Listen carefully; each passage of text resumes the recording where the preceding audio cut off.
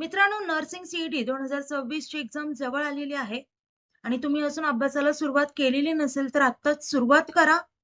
आणि आजच्या लेक्चरमध्ये मी केमिस्ट्री या सब्जेक्टचे एमसीक्यू सॉल्व्ह करून दाखवणार आहे. यामध्ये पीवायक्यूज क्वेश्चन देखील इन्क्लुडेड असतील. आता मित्रांनो, जर तुम्हाला 100% एक्झाम मध्ये पास व्हायचं असेल तर आपली जी स्ट्रॅटेजी आहे ती नक्कीच यूज करा. तर मित्रांनो, मी धरते तुमची एज्युकेटर ग्लोबल ऑनलाईन या युट्यूब चॅनलवरती तुमच्या सगळ्यांचं स्वागत करते. आणि जर तुम्हाला आपली स्ट्रॅटेजी माहिती करून घ्यायची असेल तर तुम्हाला आपला कोर्स जॉईन करावा लागेल. त्यामध्ये तुम्हाला फुल सिलेबस लाईव्ह व्हिडिओ लेक्चर्स मिळतील. त्यामध्ये आपण प्रत्येक सब्जेक्टचे प्रत्येक चॅप्टर डिटेलमध्ये डिस्कस करतो. त्यानंतर एमसीक्यू सॉल्व्ह करून घेतात आणि त्यानंतर पीवायक्यूज देखील सॉल्व्ह करत असतात. लाईव्ह लेक्चर जर कधी मिस झाले तर रेकॉर्डेड लेक्चर्स देखील अवेलेबल आहेत. यासोबतच full syllabus plus chapter wise test series असतील, 2000+ यांचे क्वेश्चन बँक असेल आणि फुल सिलेबस नोट्स देखील असतील. ह्या सर्व गोष्टींसोबतच आता एक्झाम पर्यंतच नाही तर एक्झाम झाल्यानंतर ऍडमिशन घेईपर्यंत आम्ही तुमच्या सोबत असणार आहे. यामध्ये तुम्हाला मेंटरशिप फ्री असणार आहे, काउन्सिलिंग फ्री असणार आहे, त्यासोबतच कम्प्लीट गायडन्स देखील असणार आहे. आता मित्रांनो, याची नवीन लाईव्ह बॅच सुरू होते 24 तारखेपासून.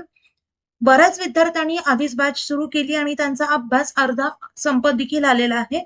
सो तुम्ही देखील लवकरात लवकर बॅच जॉईन करा.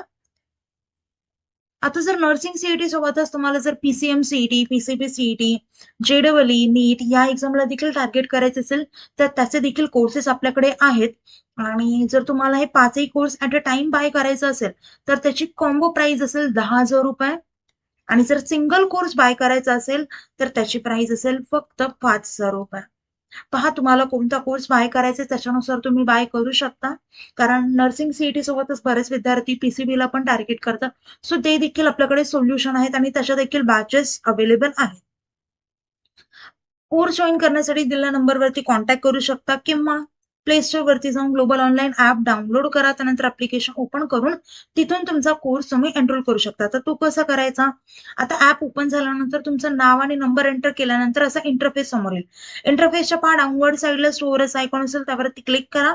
त्यावरती क्लिक केल्यानंतर तुम्हाला कोर्सेसचं पेज दिसेल. कोर्सेसच्या पेजच्या सर्च बॉक्समध्ये तुमच्या कोर्सचं नाव टाईप करा. खाली कोर्स येईल तो ओपन करा, एनरोल करा. आता बाकीच्या कोर्सेस सारखं आपलं नाहीये. आपल्या कोर्समध्ये ऑलरेडी सगळ्या गोष्टी आधीच अवेलेबल आहेत. तर तुम्हाला कुठल्याही गोष्टीची काळजी करायची गरज नाहीये. जेव्हा तुम्ही कोर्स एनरोल करा ऍट दॅट टाइम तुम्हाला सगळ्या गोष्टी ऍक्सेस होतील. त्यासोबत तुम्हाला व्हॉट्सअप ग्रुपवर देखील ऍड केलं जाईल. ओके. आणि व्हॉट्सअप ग्रुपवरती विद्यार्थी असतील, बाकीचे एज्युकेटर्स असतील, एज्युकेटर्सशी तुम्ही पर्सनली कॉन्टॅक्ट सुद्धा करून घेऊ शकता. तिथे तुमचे पर्सनल एज्युकेशनल सगळे डाऊट सॉल्व्ह होतील. चला आता लेक्चरकडे वळूयात. फर्स्ट क्वेश्चन आहे आजच्या लेक्चरचा. Lemon juice contains. Lemon juice म्हणजे आपला लिंबाचा रस. त्यामध्ये काय असतं? ऑक्झॅलिक ऍसिड असतं, सिट्रिक ऍसिड असतं, का सल्फ्युरिक ऍसिड असतं, का ऍसिटिक ऍसिड असतं? आता इथे करेक्ट ऑप्शन असेल option B, which is citric acid. आता लेमन जो लिंबू असतो तो कसा सुअर टेस्ट करतो? कारण त्यामध्ये सिट्रिक ऍसिड असतं. त्यामुळे करेक्ट ऑप्शन येईल option B. Next question. Which of the following is an alkali? Alkali काय आहे? आता अल्कली काय असतं याची डेफिनेशन माहिती करून घ्या. A base that dissolves in water. असा बेस जो वॉटर मध्ये डिसॉल्व्ह होतो. आता NaOH हा वॉटर मध्ये कम्प्लिटली डिसॉल्व्ह होतो. त्याच्यामुळे NaOH हा काय झाला? अल्कली. त्यामुळे करेक्ट ऑप्शन असेल option B. NaOH is a strong alkali and base. Next question. The chemical name of washing soda is. आता वॉशिंग सोडा मध्ये 10 वॉटर मॉलिक्युल्स असतात, त्यामुळे ते हायड्रेटेड असतं. आणि वॉशिंग सोडा यालाच म्हणजे केमिकल नाव काय आहे तर Na2CO3.10H2O. त्यामुळे करेक्ट ऑप्शन असेल ऑप्शन बी. पहा, 10 वॉटर मॉलिक्युल्स इथे दिसून येतात. याच्यावरून पण आपल्याला कळतं. आता मित्रांनो पहा, मी प्रत्येक गोष्ट इन डिटेल मध्ये सांगत नाहीये. कारण जेव्हा तुम्ही कोर्स जॉईन करताना तेव्हा आपण प्रत्येक चॅप्टर डिटेलमध्ये करत असतो आणि त्यानंतर एमसीक्यूज देखील सॉल्व्ह करून घेत असतो. जर तुम्हाला अजून डिटेलमध्ये स्टडी करायचं असेल तर आपला कोर्स जॉईन करा. आणि तुम्हाला जे कॉलेजमध्ये ऍडमिशन घ्यायचं आहे तर त्या कॉलेजमध्ये ऍडमिशन घेण्याची नंतर जिम्मेदारी आमची असेल. ओके, चला आता नेक्स्ट क्वेश्चन पाहूयात. Which bond is present in H2 molecule? H2 molecule मध्ये कोणता बॉन्ड प्रेझेंट असतो विचारलाय. आयनिक, कोव्हॅलेंट, मेटॅलिक, हायड्रोजन बॉन्ड. आता दोन हायड्रोजन आहेत, ते इलेक्ट्रॉन शेअर करतात आणि ते शेअर करण्यामध्ये ते कोणता त्यामध्ये बॉन्ड फॉर्म होतो, तर कोव्हॅलेंट बॉन्ड फॉर्म होतो. त्यामुळे करेक्ट ऑप्शन असेल option B. Next question. The hardest natural substance is?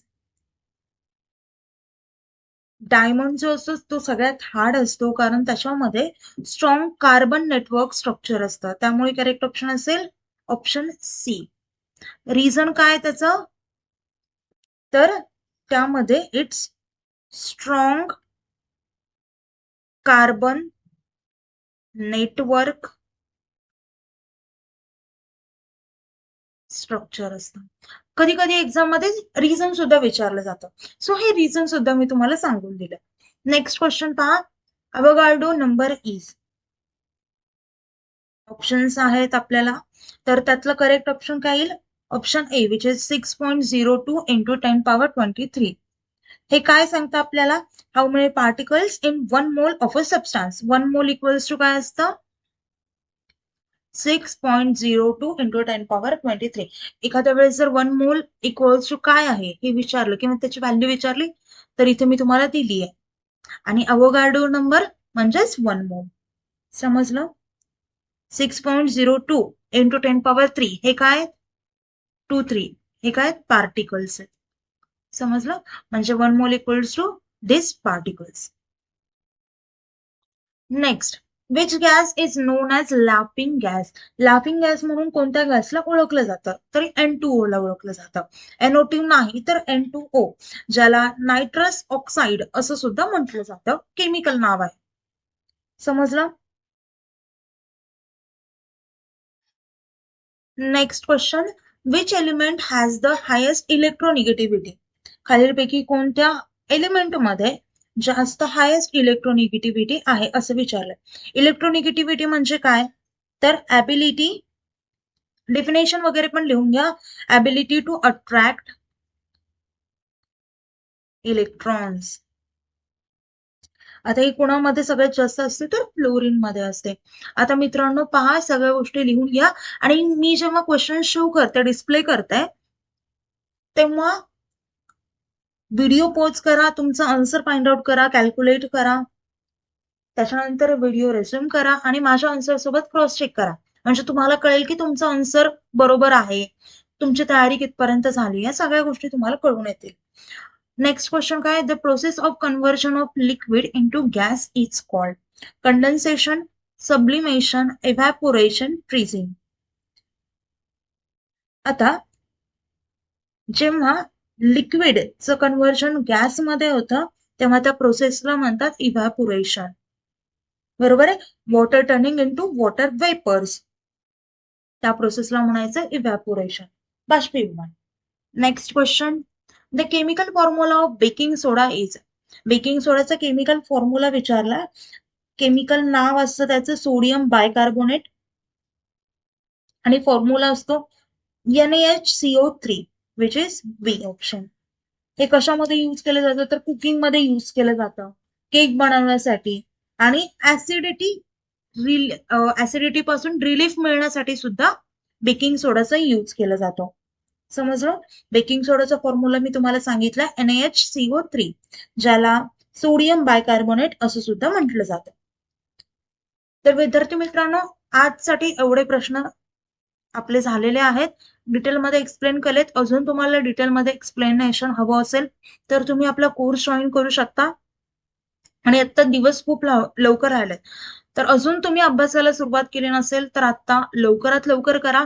आणि एवढ्या कमी टाइम मध्ये तुम्हाला जर छान गायडन्स हवं असेल, मेंटरशिप हवी असेल, तर आपला कोर्स आहेच, तो जॉईन करा. सगळ्या गोष्टी तुम्हाला अवेलेबल होतील. आणि कुठल्याही प्रकारचे डाऊट्स असतील तर मी स्क्रीनवरती नंबर दिला आहे, त्या नंबरवरती तुम्ही कॉन्टॅक्ट देखील करू शकता. चला आता लेक्चरला एंड करूयात. आणि व्हिडिओ आवडला असेल तर व्हिडिओला लाईक करा, चॅनलला सबस्क्राईब करा आपलं लेक्चर इथेच थांबूया. थँक्यू. Nice day. बाय.